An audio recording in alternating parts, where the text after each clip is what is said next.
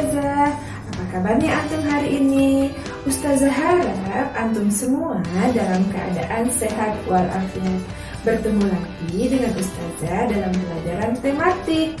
Tetap semangat ya meskipun belajar dari rumah.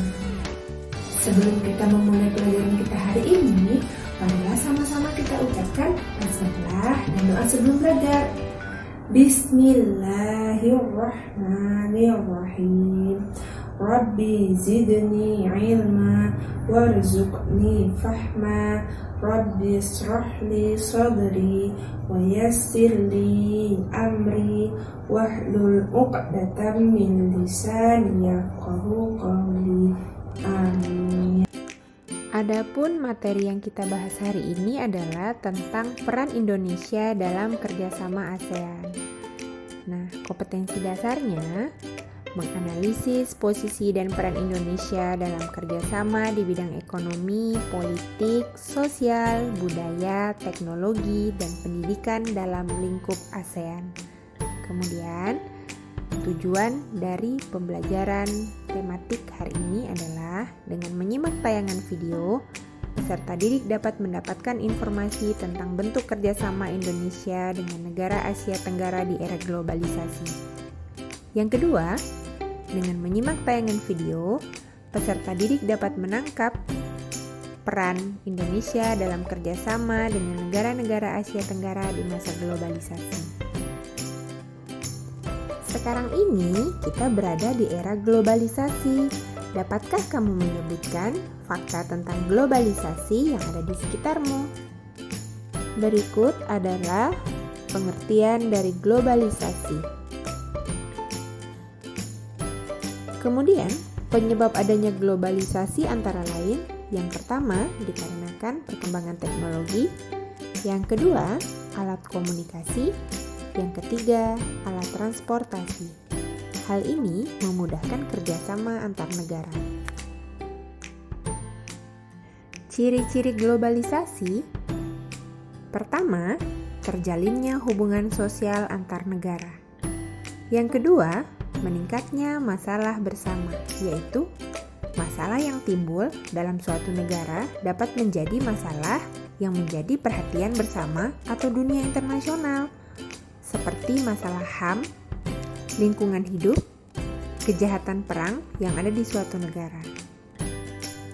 Yang ketiga yaitu perubahan dalam konsep jarak, ruang, dan waktu. Nah, dengan dukungan teknologi berupa televisi, smartphone, dan internet, komunikasi dapat dilakukan secara cepat. Informasi-informasi dari belahan dunia dapat langsung diketahui. Nah, kemajuan dalam bidang transportasi juga membuat jarak ratusan atau ribuan kilometer dapat ditempuh dengan waktu beberapa jam atau beberapa hari saja. Contohnya, menggunakan kapal, pesawat terbang, kemudian kendaraan roda 4 atau kendaraan roda 2, seperti motor. Faktor kerjasama negara-negara anggota ASEAN, yang pertama, ilmu pengetahuan dan teknologi. Yang kedua, sumber daya alam. Yang ketiga, berada di wilayah yang sama, yaitu wilayah Asia Tenggara. Berikut adalah dampak positif dan dampak negatif dari era globalisasi. Contoh globalisasi di bidang pendidikan yaitu yang pertama, pertukaran pelajar antar negara, yang kedua, adanya les online, yang ketiga, pembelajaran bisa didapat dari berbagai sumber. Nah, contohnya seperti kita sekarang, kita bisa mencari pembelajaran dari banyak sumber, dari buku, dari internet, dan lain-lain. Nah, sedangkan contoh globalisasi di bidang iptek atau ilmu pengetahuan dan teknologi yaitu yang pertama adanya pesawat terbang, yang kedua munculnya handphone, internet, laptop dan sejenisnya, yang ketiga layanan transportasi online, film online, jual beli online dan lain-lain. Kemudian contoh globalisasi di bidang sosial budaya. Nah, masuknya kebudayaan asing, adanya kesetaraan gender, meningkatnya sikap individualis dan menurunnya sikap gotong royong. Kemudian contoh globalisasi di bidang politik, terbentuknya organisasi-organisasi internasional, dan adanya intervensi dan campur tangan dari negara lain. Berikut adalah contoh globalisasi di bidang ekonomi. Nah, jadi contohnya ada 3. Nah, bisa dilihat di gambar di layar merupakan contoh dari globalisasi di bidang ekonomi. Nah, jadi ada batik dari Indonesia diekspor, kemudian impor karpet dari Turki, boneka dari Tiongkok, mobil dari Jepang, jam tangan dari Swiss, dan susu dari Selandia Baru. Ini merupakan contoh dari globalisasi di bidang ekonomi.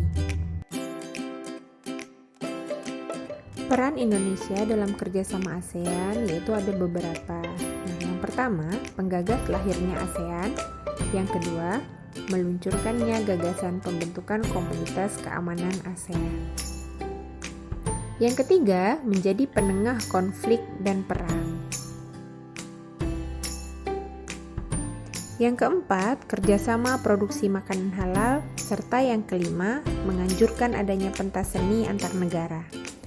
Nah, itulah penjelasan tentang materi peran Indonesia dalam kerjasama ASEAN dalam era globalisasi.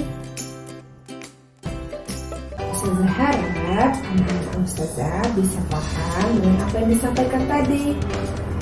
Marilah sama-sama kita tutup pembelajaran kita dengan mengucapkan hamdalah dan doa penutup majelis. Alhamdulillahirrabbilalamin. Subhanakallahumma wa bihamdika asyhadu an la ilaha illa anta astaghfiruka wa atubu ilaik. Assalamualaikum.